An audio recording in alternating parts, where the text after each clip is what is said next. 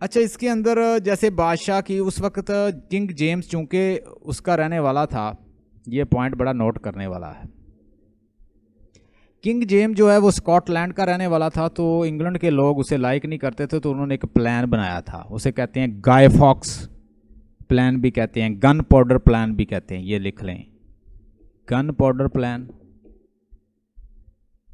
गाय Fawkes plan, gunpowder plan. इन्होंने क्या किया था कि बादशाह को हम क्या करेंगे, मार देंगे, क्योंकि ये हमारे इलाके का नहीं है कि एक स्कॉटलैंड का, हम आज़ाद करवाएंगे अपने कंट्री को, तो इसको हम मारेंगे। वो प्लान जो है वो पकड़ा जाता है।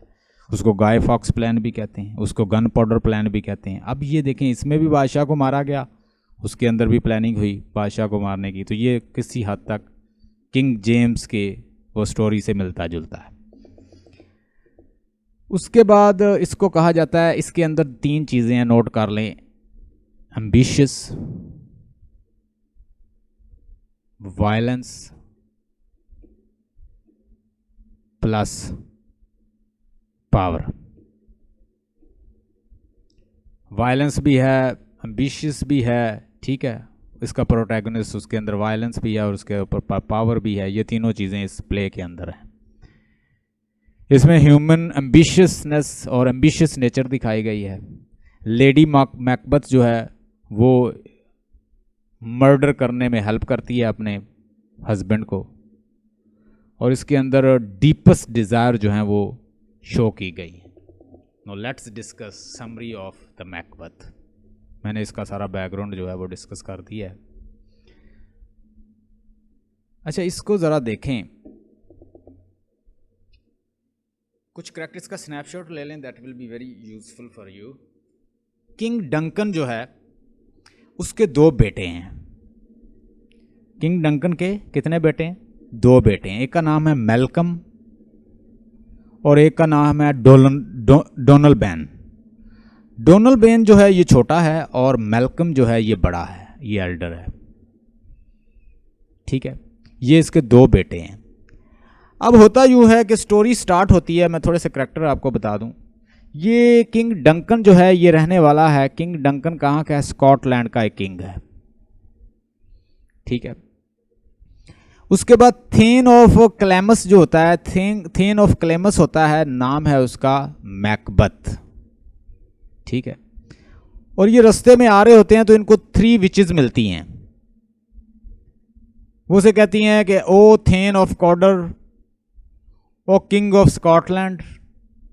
और तीसरी बिशारत उसे वो प्रोफेसी बताती है कि बैंकुस का जो सन है वो बनेगा आफ्टर द मैकबथ के बाद वो किंग बनेगा। यानी किंग, तुम किंग बनोगे, तुम थेन ऑफ कॉडर बनोगे, तुम किंग ऑफ स्कॉटलैंड बनोगे, और बैंकुस का जो सन है, बैंकुस कुछ भी नहीं बनेगा, लेकिन इसका बेटा जो है मैकबथ के बाद किंग बन जाएगा।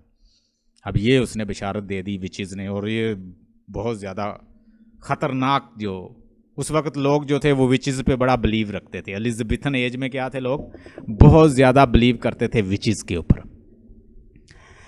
अब मैल्कम्स और डोनल बेन्स जो हैं ये बेटे हैं डंकन के, और डंकन जो है स्कॉटलैंड का किंग है। उसके बाद बैंकोस जो है, बैंकोस कहता है कि मुझे बताओ कि मैं क्या बनूंगा विचेस से, कहता है। तो वो विचेस कहती हैं कि तुम कुछ नहीं बनोगे, लेकिन तुम्हारा बेटा जो है वो कुछ बन जाएगा, वो किंग बनेगा, अगर मैकबथ के बाद बन जाएगा। अब ये वापस आया है जब इसने वो नॉर्वे के साथ जंग लड़ी है। नॉर्वे और आयरलैंड दोनों मिलके लड़ रहे होते हैं, किसके साथ? ये मैंने लिखा है, नॉर्वे और आयरलैंड मिलके लड़ रहे हैं स्कॉटलैंड के साथ, और उसकी तरफ से लड़ रहे हैं बैंकोस और मैकबथ। ये दोनों बड़े जर्नैल थे और ये लड़ रहे थे किसके साथ? इस कंट्री के साथ, और ये जीत के आ रहे थे जंग। किंग डंकन इतना खुश होता है इसके ऊपर कि ये जो थेन ऑफ कॉडर है ये अच्छा काम परफॉर्म नहीं कर रहा था, वो इतना खुश होता है, वो कहता है कि मैकबथ तुमने इतना अच्छा काम किया, मैं तुम्हें थेन ऑफ कॉडर बनाता हूँ। लो जी, एक प्रोफेसी जो है वो पूरी हो गई। वो कहता है अपनी वाइफ के साथ आके डिस्कस करता है कि मैं इस तरह आ रहा था तो मुझे 3 विचेस मिली। तो लेडी मैकबथ जो है वो एम्बिशियस हो जाती है, फिर तो कहती है बादशाह बनना आसान ही बहुत है, मुझे क्वीन बनना है। वो अपने हस्बैंड को कन्विंस करती है कि किसी तरीके से मुझे क्वीन बनना है, बताएं क्या करूं मैं, मुझे हर सूरत क्वीन बनना है। वो कहती है कि तुम ऐसा करो कि तुम कत्ल करो किंग डंकन को और उसकी जगह पे तुम सीट जो है संभालो। किंग डंकन जो है, अब वो कहता है कि मैं तुम्हारी कामयाबी से बहुत ज़्यादा खुश हुआ हूँ। एक तो तुम्हें बना रहा हूँ थेन ऑफ कॉर्डर, एक प्रोफेसी पूरी होगी, और दूसरी प्रोफेसी जो है वो ये है कि अब किंग ऑफ स्कॉटलैंड कहता है अगर मैं ये बन गया हूँ तो ये भी मैंने बनना ही बनना है। उसकी बीवी जो है वो उसको मोटिवेट करती है, तो वो कहता है कि किंग डंकन कह रहा है कि वो मिलने आ रहा है आपको। वो अपने गार्ड के साथ मिलने आता है मैकबथ के घर और कहता है वो रात इधर ही स्टे करेगा। और यहाँ पे पार्टी चलती है। पार्टी के बाद क्या होता है कि ये इसके घर ही सो जाता है, मैकबथ के घर ही। जब ये मैकबथ के घर सोया होता है तो लेडी मैकबथ कहती है कि इससे अच्छी अपॉर्चुनिटी नहीं हमें मिलेगी, तुम ऐसा करो डंकन को मार दो। हम इसके गार्ड को, जितने भी इसके गार्ड हैं, हम उनको क्या करेंगे, उन गार्ड को शराब पिला देंगे। मैं तुम्हें डैगर दूंगी, इस डैगर से तुमने क्या करना है, तुमने इसको कत्ल कर देना है। हम यही डिवाइस जो है, ये हथियार जो है जो इनके पास होगा, जो तुम्हारे जिससे तुम कत्ल करोगे, हम ये उनके पास रख देंगे उसके गार्ड के। देखें उसने कैसा दिमाग, उसने ये कैसी विलन है।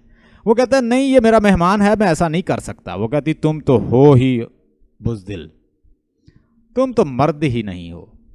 वो बहुत सारी उसे बातें करती है, उसकी मर्दानगी को ललकारती है। वो कहता है ठीक है।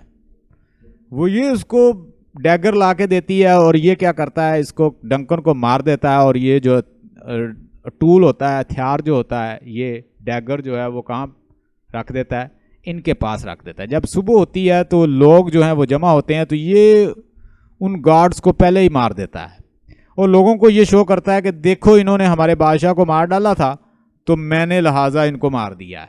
यानी ये मैकबथ क्या शो करता है कि मैंने इन गार्ड्स को इसलिए मार दिया है क्योंकि ये इन्होंने बादशाह को मारा था, मतलब इन्होंने हमला किया, बादशाह को मारा, मुझे पता चला, मैं बर्दाश्त नहीं कर सका, मैंने इनको मार दिया। बात खत्म, लोग परेशान। अब मेल्कम और डोनल्ड बेन जो है ये दोनों परेशान हो जाते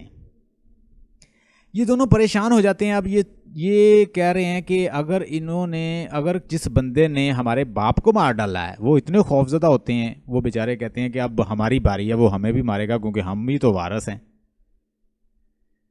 चूंकि किंग डंकन ये चाह रहा था